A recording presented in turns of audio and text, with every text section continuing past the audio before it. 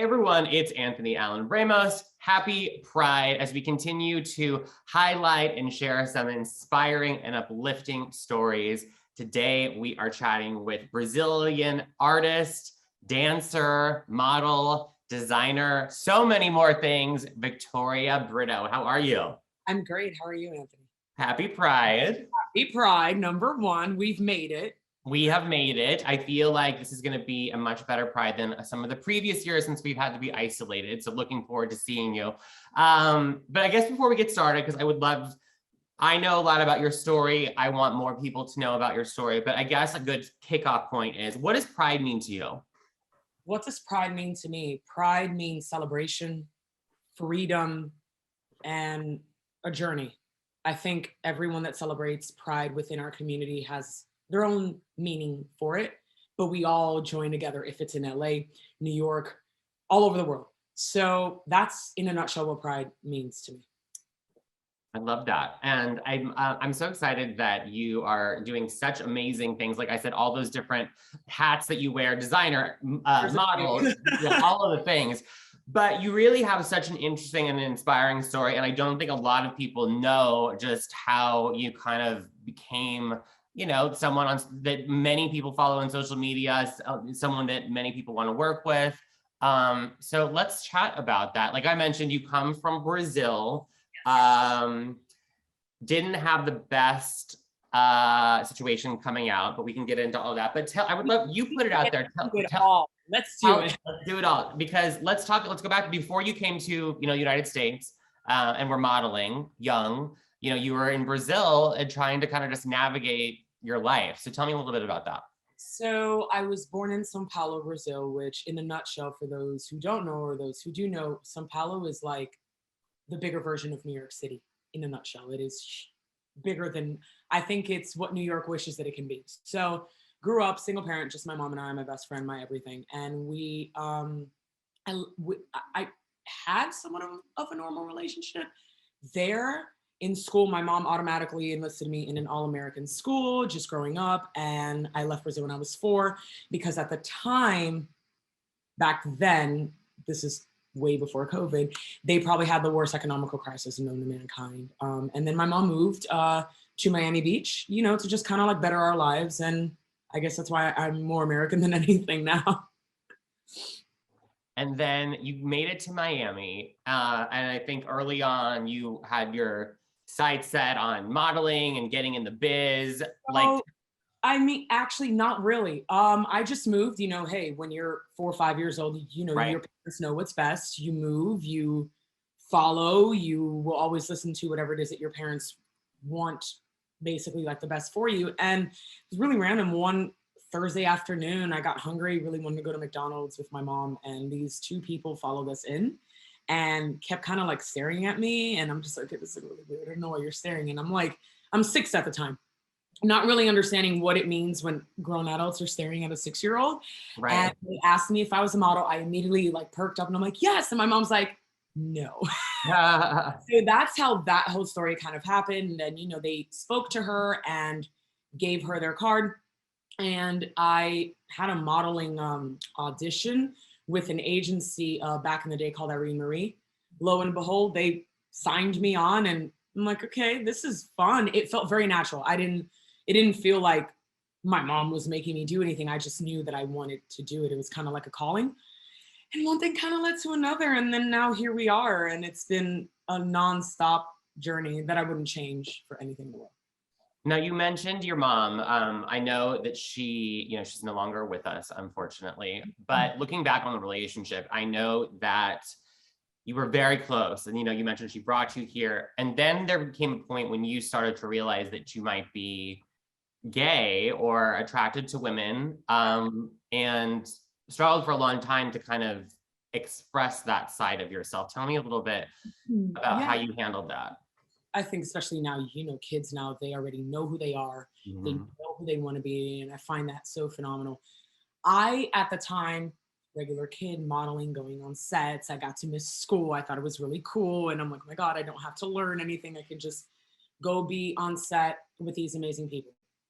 When we started coming to New York from Miami for work, New York is a melting pot of everything. there's cultures, there's languages, there's more agencies, just what Miami is times 100.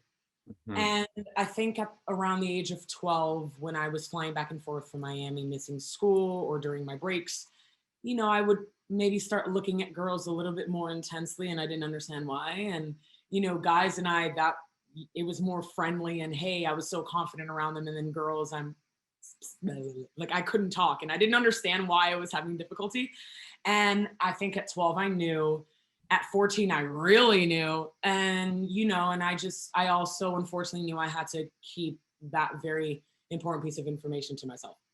I feel like that kind of comes with the territory of who you grow up with. Single parent, two parents, no parents, whatever. You just kind of know how to discuss certain things with certain people. So I think I always knew. I just had a tough time discussing it.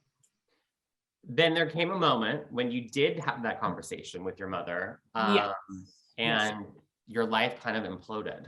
Literally just, whoa. I mean, yeah, it was crazy. I think imploded is definitely the right word, Anthony. I was living already in New York. My mom was living with me and was taking care of her. Like, I'm Latin. It's a Latin thing in the community where it's like, okay, you're doing great. Take care of your family. Got it. Like, it's almost like, this is what you learn in school. Take care of your family. Got it.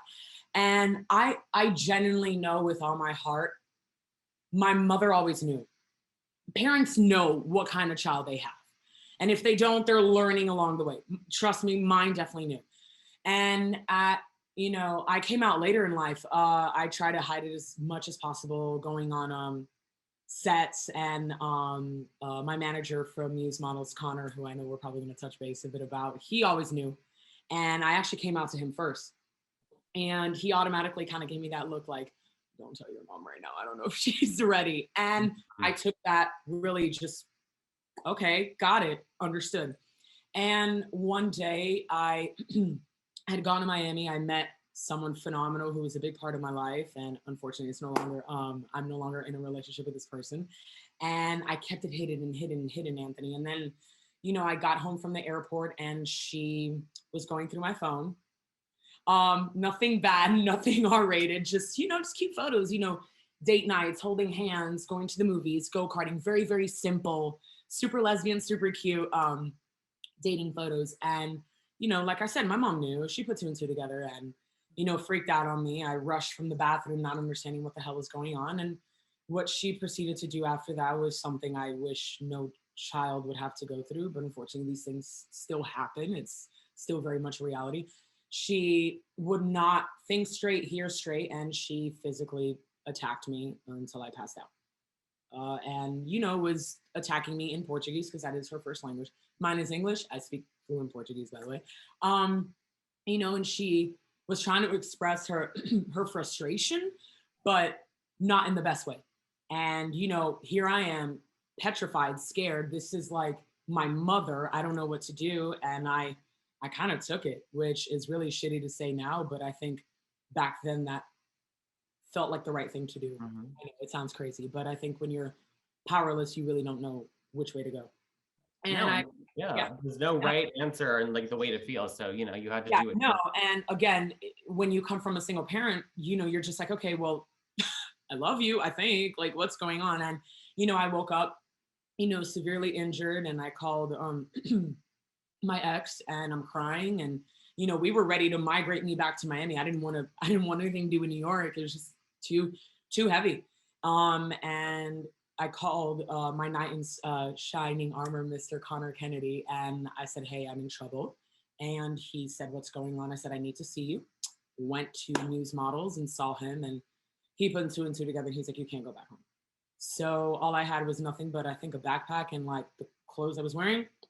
Called a gay guy friend of mine at the time and said, hey, I need help. And he came. He was at a photo shoot. He stopped. He came. He's like, I don't know what's going on, but you don't sound like yourself.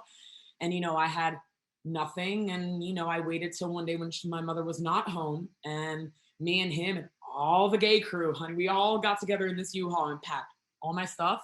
I left her all my money. And I said, if I don't have a dime, at least I'm happy. Like I'll be okay. Just knowing that I have freedom. And I knew right then and there, my freedom was the most important thing for me. So. Wow, that's Yeah. so, it's so intense. And so then, thinking about that, did you lose touch with her, or I mean, what happened from there? I basically, I didn't want to lose touch with her. That's still my mom. I know it's like, Right. girl, she physically like hurt you for being yourself or for finding out who you are. I, at one point my mom was extremely sick. I was taking care of her. I'm a cancer kid, like my mom had cancer. So I did everything I was supposed to do. And not because it was a chore, but because I love you. And these are the things that your child is supposed to do for a parent, I feel. And I tried to stay in touch, but it would just end up in her arguing with me and we would get nowhere. And my ex at the time, had to kind of like put her foot down and she's like, she's taking advantage of you. This is not okay. And even, Connor himself, he was like, look, I know it's hard, but you're going to learn what the term chosen family means. And I learned. I mean, it took like a year and I learned. And, I have a phenomenal group of people in my life now that I'm so blessed to have in my life. Without them, I would be so lost. But like I said, I tried to keep in touch. It honestly, Anthony, it was getting me nowhere. And I realized, okay, well, my phone is the same. You can always reach out to me. And, she never did. So How did you take such an extreme situation like that, and actually turn it into success and actually doing really great stuff in New York, in the business, in activism? ironically enough, this sounds really weird. It's my mom. So my mom in Brazil, she was a very early TV producer back in the day in Sao Paulo, and very young and doing all these things. And so in modeling, this is something I've always wanted to do. Naturally, my mom saw an opportunity for her daughter to be great and succeed. And she would kind of show me ways on how to last longer at a photo shoot, even if it's like shaking everyone's hand, like the littlest things. Hey, how are you? But that's just actually how I normally am, but just in a more professional level. And I feel like there's certain things that she taught me, Anthony, where to this day I don't forget. I'm like, okay, I know how I need to be, I know how I need to act. But then as I started growing up, I realized, okay, well, who is Victoria? Okay, yes, I am a gay woman living in New York City. And these are my thoughts, and this is how I choose to carry myself. And I always stuck to my guns. Times when I didn't understand what was going on, I would turn to my chosen family for support, and they would always pave the way and help me. So, I think I always maintained that support system strong. And, like anyone else, we have our highs and our lows. And my support family, my chosen family just stayed with me through it all. So I'm very, very lucky. Well, it's such a personal story, and I think it'll be inspiring, and I think it's important to hear people rising through challenging situations. I know that your mother passed, like you had mentioned that she had cancer. Did you find any sort of resolution with her Yeah, before? therapy, because it helps. I think it's really horrific what I had to go through to not really understand what love is. Like I knew she loved me, but there was always something there. Like it wasn't just all the way pure. There was a love, but I Yeah. love you, but okay, now you're gonna do all these jobs, so now I can love you some more. And honestly, Anthony, that really screwed up with my head a lot, and it kind of ruined a lot of relationships for me in the past. But I've learned to really take accountability and ownership just about being a human being and knowing my rights and wrongs. And she never really taught me that. And I'm just so thankful for, like I said, my chosen family for just always being there.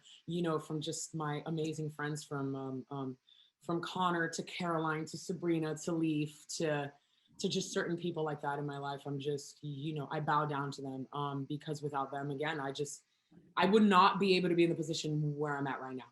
And I love my mom and I've been to therapy and I learned by myself to really understand the power of forgiveness, understand that certain things that were done were absolutely wrong, but then other things I'm like, okay, well, you're still my mom. I need to learn how to forgive. I'm never going to forget, and I just hope that I can inspire any girl like me from Latin America that, maybe looks like me, maybe is not even gay. I mean, is gay, bi, whatever it is you choose to be under our beautiful rainbow. I think it's important to know that you shouldn't be defined by the fact that someone like me, I love my sneakers, I love my hats and stuff like that, and people define that as a boyish trait. that doesn't mean I'm gay. That just means I'm just a girl who happens to be gay and I'm living my authentic life. And I think if I can like help out any young Latin girl with that to just find a voice, then I've done my job. No, and I think there's obviously, as you know, there's so many important conversations that still need to happen within Latinx culture, because it's so rooted in tradition. So I think you sharing this will definitely inspire others. Yeah, it's funny that you say that it's rooted in tradition, you know, because in the Brazilian culture, I don't even know if you know this, it's a little bit easier for you to be a gay man than it is to be a gay woman. And then it comes with, I feel just insecurities, you know, I mean, the Brazilian culture is very Catholic. Hello, we have the guy there, you know, and there's nothing wrong with that. I think it's 2022. We live in a world where so many people are still trying to understand who they are, and there's nothing wrong with that. And I think we just need to be more aware that people just need to be heard. And that goes with my own country. They just don't understand that. And it's sad, but I love what you said about it. I feel like we need to have more discussions or even more projects and stuff like this for the Latin community. It's very needed right now. Completely. Okay, let's flash forward to now. We have to talk about Bronwyn, of course. Yes. Many people probably, you know, if they weren't aware of the great stuff you were doing, got introduced to you as Bronwyn Windenberg, of course, from formerly of the Real Housewives of Orange County. The two of you have been together for a while now. Obviously, dating someone who's a high profile can be tricky. But, you know, you talked about chosen family. What has it been like to meet Bronwyn, to have this special relationship with her? You know, how are things going? Meeting Bronwyn was the most unexpected thing in the world. Everyone keeps asking me that. Oh, how did it happen? I don't know. I went for dinner, and someone introduced me to her through text, and I'm like, all right. And I watch Housewives like Atlanta, Beverly Hills. I just there's too many. So and I know the OC that's where it started off, correct? Right? The OC where Housewives began. So I knew that, but I don't really keep up a lot. So Housewives, okay, cool. Which one? All right. But I had no idea what I was stepping into. So, you know, I meet her and I'm like, hey, and then she's like, hi. And, you know, and then I haven't been home, man. Like I'm actually home now. You know, we've just been having a great time enjoying each other's company, and it's been a lot of fun. As you said, it's definitely interesting to navigate that relationship. I think she's a phenomenal woman, great human being. She's a ton of fun.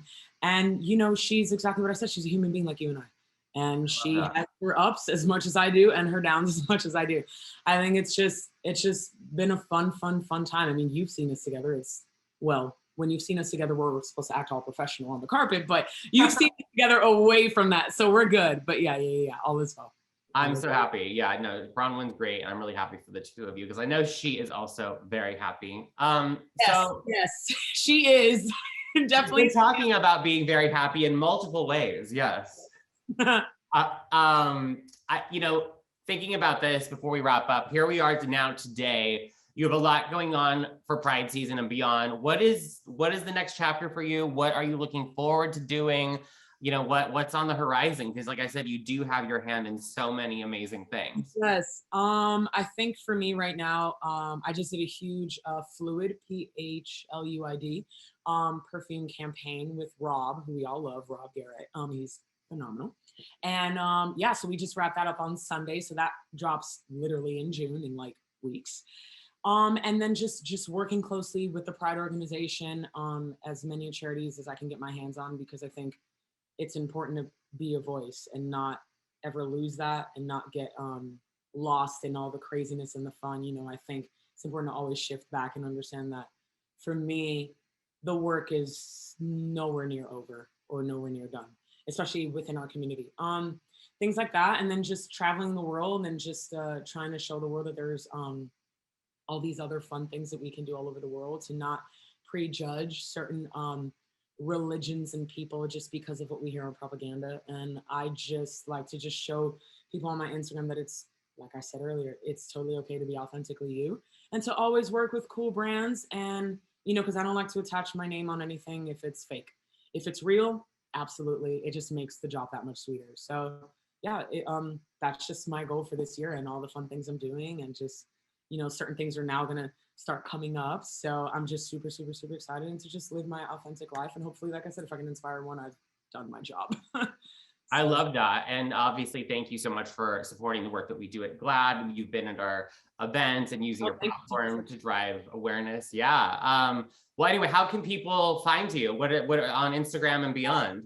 Yeah, so Instagram at Vicatrillion, Vickatriolion. I'm very reachable there. And then I'm signed to Muse Models in New York from Connor. And, reach me and just let's have a good time and see how we can impact and change the world. Lord knows we need it now. Well, I love that. Vic, so good to see you and hear from you, and happy Pride. And I'll see you very soon in person. Of course, yes, please. I'll see you soon, all right? I'll talk to you later. All right, thank you.